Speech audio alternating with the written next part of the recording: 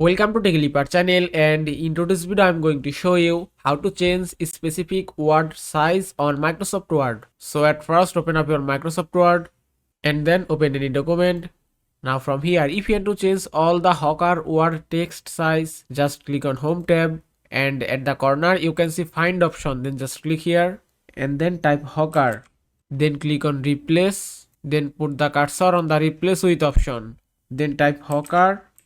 After that, click on More option, then click on Format, then click on Font, and here you can see Size option. Then you can choose any font size as you want. If I select 20, then click on OK, then click on Replace All, then click on OK again, then just close the window, and that's it. You can see all the Hawker word text size has been changed successfully. And that is how you can change a specific word text size on Microsoft Word. I hope this video was helpful. If it was, please give it a thumbs up and don't forget to subscribe.